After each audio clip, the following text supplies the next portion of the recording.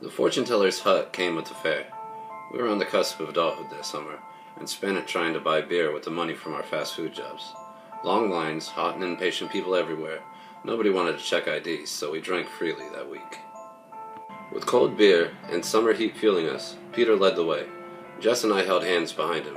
The smell of funnel cake in the air was almost sweet enough for me to ignore how Jess had reciprocated Peter's earlier flirting.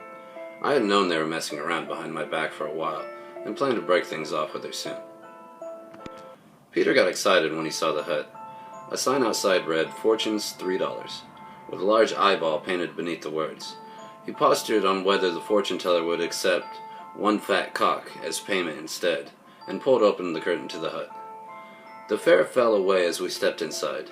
The distant music, laughing crowds, and whirring rides no longer existed beyond the curtain.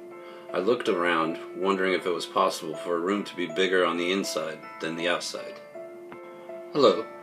She sat behind a desk at the far end of the hut. Tribal pieces adorned the walls behind her. "Have you come to have your fortunes read?" Peter chuckled. "Yeah, baby. I want to know what you and I are going to get up to tonight." $3. Peter and Jess burst out in laughter.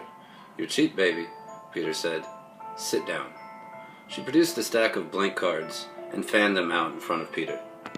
"To find out what this evening has in store for you, imagine the moon. Bring it to your mind's eye. When you can think of nothing else, select a card." Peter closed his eyes.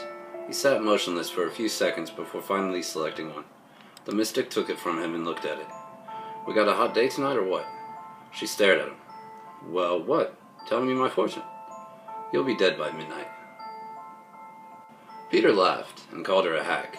He stormed away without paying and yelled that the cards were blank.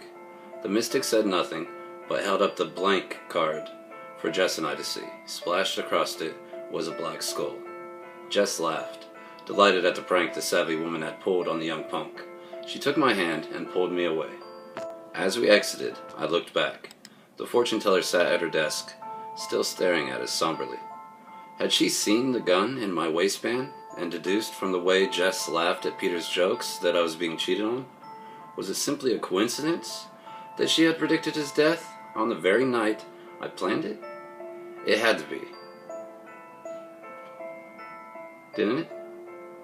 We stepped outside into the summer heat, the air thick with fried food and buzzing cicadas.